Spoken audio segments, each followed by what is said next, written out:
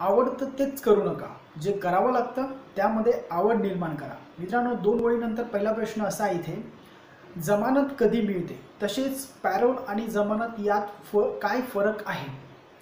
मित्रांनो, ज्यावेळेस समजा एका व्यक्तीला ज्याने गुन्हा केला आहे त्याला कोर्टाने गुन्हेगार गृहीत धरलं आहे, त्याला सजा झालेली आहे आणि त्या सजामध्ये तो जेलमध्ये आहे आणि त्याची सजा तो काटत आहे. त्यावेळेस जर समजा त्या परिस्थितीमध्ये तो जर काही दिवसासाठी जेलच्या बाहेर येत असेल तर त्या प्रक्रियेला जे आहे पॅरोल असे म्हणतात. आणि ती जे दिवस आहेत ते संपल्यानंतर तो परत जेलमध्ये जातो, म्हणजे ही प्रक्रिया पॅरोल आहे. आणि जमानत म्हणजे जामीन. जर समजा एखादी आरोपी त्याने आरोप केला आणि त्याला शिक्षा जी आहे ती कोर्टामध्ये त्याच्यावर दावा दाखल झालेला आहे आणि त्यामध्ये जर समजा त्याला जमानत हवी आहे तर तो जामीन देत असतो. परंतु येथे कोर्टाला हे बघणं गरजेचं असतं किंवा कोर्ट हे बघत असतं की त्याच्यापासून फिर्यादी जो आहे त्याला कुठला धोका नाही आहे, हे तिथे कोर्टाला बघायचं असतं. कोर्ट तिथे बघत असतो. त्यानंतर त्याला जो जामीन मिळतो त्यालाच आपण जमानत असे म्हणत असतो. येथे कोर्ट त्याला काही कंडिशन देत असतं की तो जे पुरावे आहेत ते नष्ट करणार नाही, तसेच फिर्यादी पक्षाला काही धोका होणार नाही, ह्या गोष्टींचं त्याला बंदिश असतात. आणि न्यायालय ज्यावेळेस त्याला कोर्टात बोलवेल त्यावेळेस तारखेला त्याला हजर राहणं गरजेचं असतं.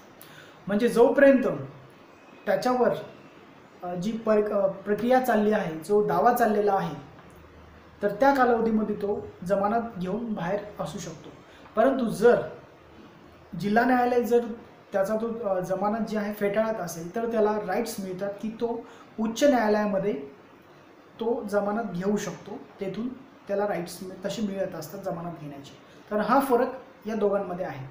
तसेच इथे प्रश्न विचारला गेला आहे दुसरा, जसे मला अतिक्रमण नियमित करून सरकारी पट्टेदार म्हणून जमीन दिली गेली आहे, तर मी त्या जमिनीचे बक्षीसपत्र करू शकतो का, अथवा माझ्यानंतर अशा जमिनीस माझ्या वारसांची नावे लागू शकतील का.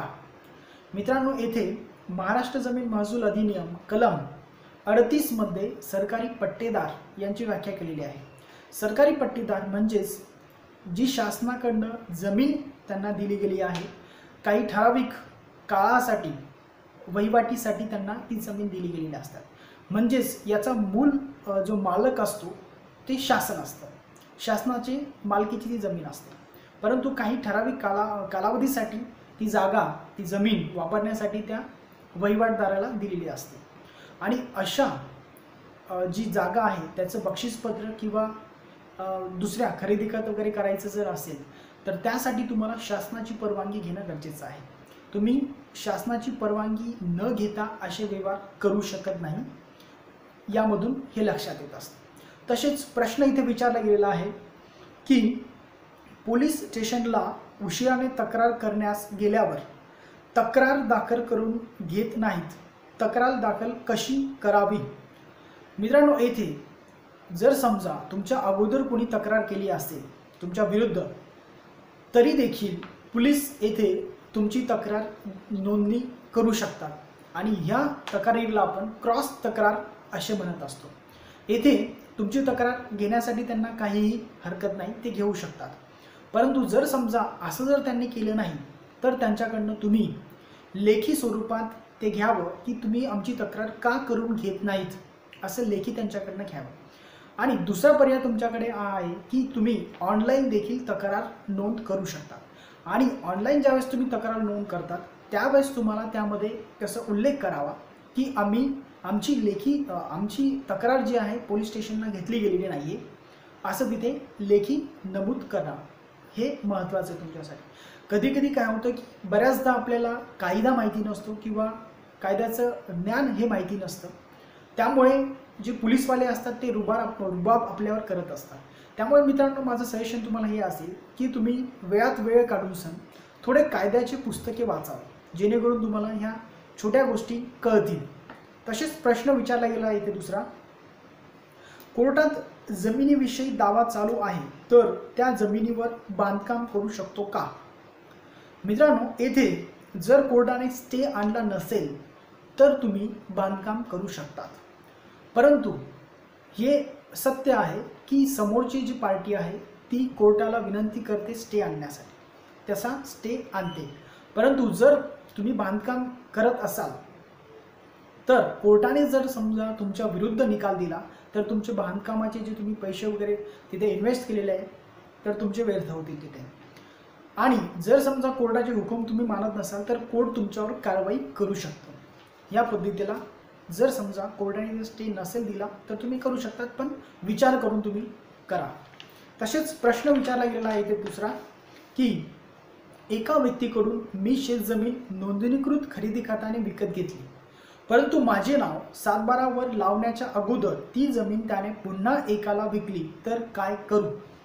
येथे मित्रांनो जे आहे की जर समजा एका व्यक्तीने तुम्हाला नोंदणीकृत खरेदी खात्याने जर तुम्हाला जमीन विकली आहे तर त्या व्यक्तीला पुन्हा ती जमीन विकण्याचे अधिकार प्राप्त होत नाही। त्यासाठी तुम्ही जे नोंदणीकृत खरेदी खात तुम्ही केला आहे तो दस्त तुम्ही तलाठी यांना दाखवा, त्या पद्धतीने त्यांना तुम्ही सांगा, तुमची नोंद तिथे होऊ शकते। तसंच प्रश्न विचारला गेला आहे इथे दुसरा, नवीन शर्तीची जमीन विकत घेता येते का? मित्रांनो, नवीन शर्तीची जमीन ही तुम्ही विकत घेऊ शकतात, परंतु तुम्हाला तशी शासनाची परवानगी घेणं गरजेचं आहे। जर समजा तुम्ही तशी परवानगी घेतली नाही तर ती जमीन तुम्ही नियमित देखील करून घेता येत नाही, हे लक्षात असू द्या। म्हणजेच तुम्हाला शासनाची परवानगी घेणं इथे गरजेचं आहे नवीन शर्तीच्या जमिनी विकत घेण्यासाठी। तसेच प्रश्न विचारला गेला आहे दुसरा, एखादी व्यक्ती जर दुसऱ्याच्या जागेवरील हद्दीच्या निशाणा काढून टाकत असेल तर त्याला कायदेशीर दंड कोण करू शकतो? समजा बऱ्याचदा असं होतं मित्रांनो, समजा एखाद्या व्यक्तीने तुम्ही मोजणी केलेली आहे आणि तुमच्या जागेच्या ज्या निशाण्या असतात, भूमापन ज्या निशाण्या असतात त्या जर काढून टाकत असेल तर तुम्हाला कायदेशीर अधिकार प्राप्त होत असतो की तुम्ही तशी जी त्याच्याबद्दल जी कारवाई आहे तुम्ही तहसीलदार किंवा भूमी अधिकारी जे असतात त्यांना तुम्ही करावी, जेणेकरून त्यांना जर ते पडताळी करून जर सत्य वाटत असेल तर त्यांच्यावर ते कारवाई करू शकतात। म्हणजेच तहसीलदार और भूमी जे अधिकारी असतात त्यांना तुम्ही तशी कारवाई, त्यांना तसा तुम्ही अर्ज करावा। तसेच प्रश्न विचारला गेलेला इथे की महाराष्ट्रात माहितीचा अधिकार कायद्याप्रमाणे आपल्याला किती दिवसात माहिती दिली गेली पाहिजे? मित्रांनो, येथे कामाच्या 30 दिवसाच्या आत किंवा 30 दिवसापर्यंत तुम्हाला अशी माहिती दिली गेली पाहिजे। आणि जर समजा अशी माहिती जर तुम्हाला दिली गेली जात नाही आहे, टाळाटाळ होत आहे, तर इथे टाळाटाळ होते असं आपल्याला गृहीत मानायचं असतं। आणि जर समजा अधिकाऱ्याने तुम्हाला जर माहिती न देता ती फेटाळली असेल तर त्याचं कारण तिथे नमूद करणं गरजेचं आहे की तुमची माहिती तुम्ही जी मागितली ती का दिली नाही, त्याचं कारण ते तुम्हाला देतात। अशा पद्धतीने कामाच्या 30 दिवसामध्ये तुम्हाला ती माहिती दिली जात असते। तसेच येथे प्रश्न विचारला गेलेला दुसरा येथे, जसे कुलमुखत्यार पत्र हे नोंदणीकृत असावे की नोटरी केलेले चालते? मित्रांनो, बऱ्याचदा येथे कुलमुखत्याद्वारे वेगवेगळे व्यवहार केले जात असतात, परंतु याच्यामध्ये फरक आहे। जसे कुलमुखत्यार जो कायदा आहे 1882 यामध्ये जर स्थावर मालमत्तेस संबंधित जर कुलमुखत्यार पत्र असेल, म्हणजेच एकंदरीत 100 रुपयापेक्षा जास्त किमतीची जी स्थावर मालमत्ता आहे तसे जे व्यवहार आहेत ते व्यवहार करताना तुम्हाला नोंदणीकृत जे कुलमुखत्यार पत्र असतं त्याची गरज असते, ते तुमच्याकडे असावं तरच तुम्ही तसे व्यवहार करू शकता।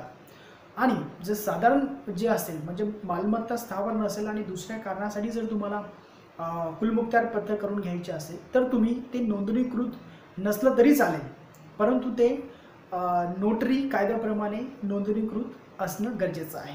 तर हा यातील फरक आहे। तसेच येथे जो प्रश्न विचारला गेला आहे दुसरा, तलाठी काम करत नसेल तर कुणाकडे तक्रार करावी? मित्रांनो, बऱ्याचदा असे होते की तलाठी भाऊसाहेब हे काम करत नाहीत किंवा टाळाटाळ करतात, त्यावेळेस तुम्हाला अधिकार प्राप्त होत असतात की तुम्ही तहसीलदार जे आहेत त्यांच्याकडे तुम्ही तशी अर्ज करावा। आणि जर समजा तहसीलदारांनी जर ते तिथे दखल घेतली नाही तर तुम्हाला अधिकार प्राप्त होतात की तुम्ही जिल्हाधिकारी यांच्याकडे तसा जो अर्ज आहे तो करावा, जेणेकरून तशी दखल घेतली जात असते। तसेच मित्रांनो, ह्या जे प्रश्न आहेत त्याचे उत्तर मी तुम्हाला देण्याचा प्रयत्न केलेला आहे। आणि मित्रांनो, अजून विनंती तुम्हाला एक आहे की जो फॉर्मॅट मी तुम्हाला इथे देत आहे त्या फॉर्मॅटमध्येच तुम्ही मला जागेचे जे प्रश्न असतील किंवा संपत्तीविषयी जे प्रश्न असतील त्या प्रश्नांचा ह्या फॉर्मॅटमध्येच तुम्ही मला प्रश्न विचारावा, माझी ही विनंती असणार आहे। कारण की टायमिंग हा तुमचाही वाचेल आणि माझाही वाचेल, कारण की बऱ्याचदा मला टेक्स्ट वगैरे येत असतात, त्यामध्ये वेळ जात असतो। तुम्ही जर फॉर्मॅटमध्ये मला जर प्रश्न विचारला तर नक्कीच तुम्हाला मी त्याचं उत्तर देण्याचा प्रयत्न करणार आहे।